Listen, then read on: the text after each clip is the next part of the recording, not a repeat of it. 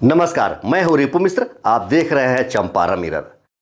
चिराग पासवान 2020 के विधानसभा चुनाव में नीतीश कुमार की खटिया खड़ी किए थे। क्या इस बार 2025 के बिहार विधानसभा चुनाव में फिर एक बार नीतीश कुमार की खटिया खड़ी करेंगे या इस बार भारतीय जनता पार्टी की खटिया खड़ी करेंगे?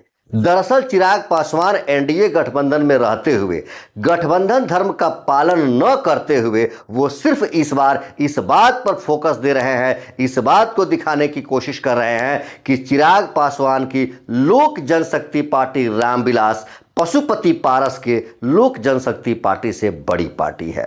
फिलहाल गठबंधन धर्म को दरकिनार करके चिराग पासवान बिहार में 70 सीटों पर चुनाव लड़ने का ऐलान कर दिए हैं। 70 सीटों पर ताल ठोकेंगे चिराग पासवान। इतना ही नहीं, चिराग पासवान ने 70 सीटों पर लड़ने वाले विधायकों की सूची भी तैयार कर रखी है। इस बात से तो स्पष्ट हो रहा है कि जहां एक तरफ गठबंधन में रहते हुए बिना सीट शेयरिंग किए अगर वो अपने 70 विधायकों की मतलब 70 उम्मीदवारों की सूची तैयार कर चुके हैं, तो कहीं ना कहीं उनके मन में यही चल रहा है कि लोक जनशक्ति रामविलास लोक जनशक्ति पार्टी से बड़ी पार्टी है। हम आपको बताएंगे कि सीट शेयरिंग में लोक जनशक्ति पार्टी रामविलास मतलब चिराग पासवान को कितने सीटें मिलने वाली है एनडीए के तरफ से। लेकिन फिलहाल आपको हम याद दिला दें कि चिराग पासवान जिस लोक जनशक्ति पार्टी रामविलास का नेतृत्व करते हैं और बिहार में देश में इस बात को स्पष्ट करने की कोशिश करते हैं कि रामविलास पासवान की बनाई हुई पार्टी यही है, दरअसल बात वह नहीं है। रामविलास पासवान की लोक जनशक्ति पार्टी के असली उत्तराधिकारी तो पशुपति पारस ही है। आज भी रामविलास पासवान के खून पसीने से सींची गई लोक जनशक्ति पार्टी पशुपति पारस के पास ही है। हालांकि पशुपति पारस से अपने को बड़ा दिखाने की कोशिश में चिराग पासवान भले ही आगे निकल चुके हैं, भले ही गठबंधन के तरफ से उनको अहमियत दी गई, मोदी जी ने अपना हनुमान बनाया और लोकसभा चुनाव में चिराग पासवान के महत्व को बढ़ाया गया और चिराग पासवान ने 100% स्ट्राइक रेट के साथ लोकसभा चुनाव में अपना प्रदर्शन किया। उसी उत्साह से लबरेज चिराग पासवान बिना गठबंधन के सहमति से ही 70 उम्मीदवारों की सूची तैयार कर लिए हैं। खबर तो यहां तक है कि जिस दिन एनडीए गठबंधन की बैठक होगी, सभी दल एक साथ एकत्रित होंगे और सीट शेयरिंग पर बात चलेगी। उस दिन चिराग पासवान सीट शेयरिंग ही नहीं, अपने उन 70 उम्मीदवारों की लिस्ट लेकर भी पहुंचेंगे गठबंधन के पास कि मुझे 70 सीटें दे दी जाए। जबकि अंदर खेमे की बात यहां तक पता चली है कि भारतीय जनता पार्टी और जदयू 102 सीटों पर लड़ने के लिए सहमति आपस में कर ली है। अब 102 पर भारतीय जनता पार्टी लड़ेगी, 102 पर जदयू लड़ेगी। हो सकता है कि 101 और 101 पर भी यह बात बने, किसी सहयोगी को अगर कहीं 1-2 सीट अधिक देना पड़े तब, तो 202 सीटों पर तो यही दोनों पार्टियां चुनाव लड़ेगी। ऐसे में 70 सीट चिराग पासवान के लिए कहां से आएगा? तो क्या गठबंधन में रहते हुए चिराग पासवान इस बार फिर विधानसभा चुनाव लड़ेंगे 70 सीटों पर? उन्होंने यहां तक कहा है कि 70 सीटों पर चुनाव लड़ूंगा और 70 सीटें कौन सी होंगी यह आप तय करें, मतलब जनता तय करेगी। तो वह सीट तो भारतीय जनता पार्टी के विरोध भी हो सकता है, वह सीट तो नीतीश कुमार के विरोध में भी हो सकता है। तो क्या एनडीए के साथ रहते हुए चिराग पासवान इस बार भारतीय जनता पार्टी के लुटिया डुबोएंगे?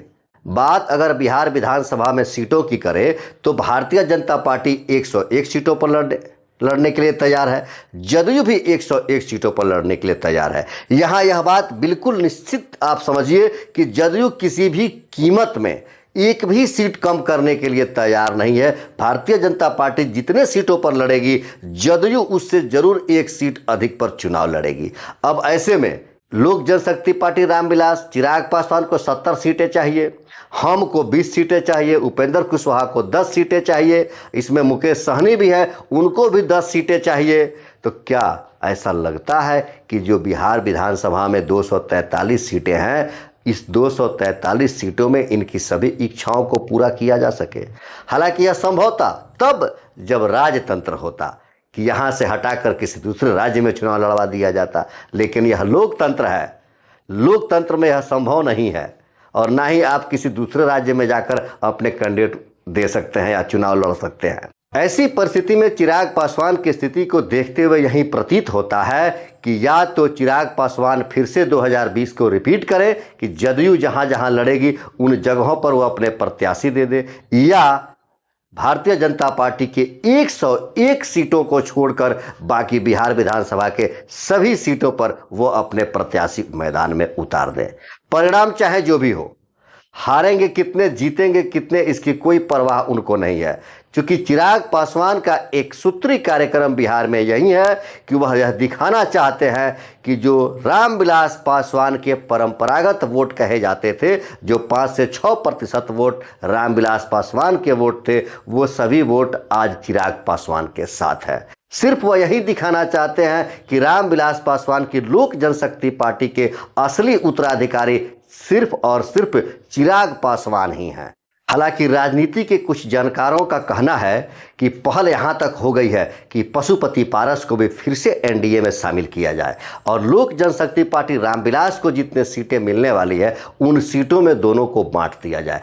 अगर 30 सीटों पर चिराग पासवान की बात बनती है तो 15 सीटों पर पशुपति पारस की लोक जनशक्ति पार्टी लड़ेगी और 15 सीटों पर लोक जनशक्ति पार्टी रामविलास लड़ेगी। हालांकि यह देखना बड़ा दिलचस्प होगा कि परिणाम क्या होता है, लेकिन जानकार यहां तक बताते हैं कि भारत की इस राजनीति में और खासकर बिहार की राजनीति में एक युवा पीस कर रह गया, जो कभी पिता के नाम पर अपनी पहचान बनाया और राजनीति से दूरी रखकर सिनेमा में, फिल्मों में काम करने की रुचि बढ़ाई और पिता के नाम पर उसे फिल्मों में काम भी मिला, फिल्म में काम भी किया, लेकिन महत्वाकांक्षाएं बढ़ी और पिता के राह पर चल दिया। फिल्मी दुनिया को छोड़ बिहार की राजनीति को साधने की तैयारी कर दी और बिहार में एक नया मुहिम चला दिया, बिहार फर्स्ट, बिहारी फर्स्ट। जिस समय रामविलास की लोक जनशक्ति पार्टी में टूट हुआ और पार्टी टूटकर 2 खेमे में गई, एक चिराग पासवान के पास और एक पशुपति पारस के पास, उसी समय यह संशय था कि अब रामविलास पासवान की लोक जनशक्ति पार्टी समाप्त हो जाएगी। 2 भागों में टूटने का मतलब है कि अपना अस्तित्व खो देगी। लेकिन मोदी के सहारे और मोदी के कृपा से, मोदी के हनुमान चिराग पासवान ने लोक जनशक्ति पार्टी रामविलास को बचा तो लिया, लेकिन अभी अपने अस्तित्व की लड़ाई लड़ रहे हैं पशुपति पारस।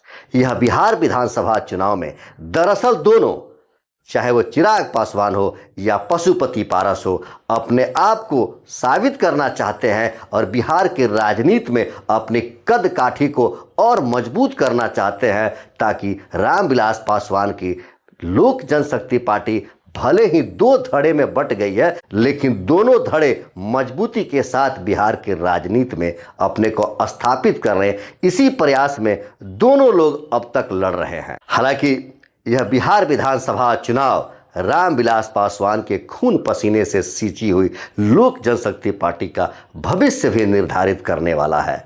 यह देखना बड़ा दिलचस्प होगा कि इस चुनाव में रामविलास पासवान के खून पसीने से सींची हुई लोक जनशक्ति पार्टी अपने आप को बचा लेती है या इससे पार्टी का धीरे धीरे अब सफाया हो जाएगा। वैसे आपको क्या कुछ कहना है चिराग पासवान के इस फैसले पर? आप अपना विचार कमेंट करके जरूर बताएंगे। देखते रहे चंपारण मिरर। धन्यवाद।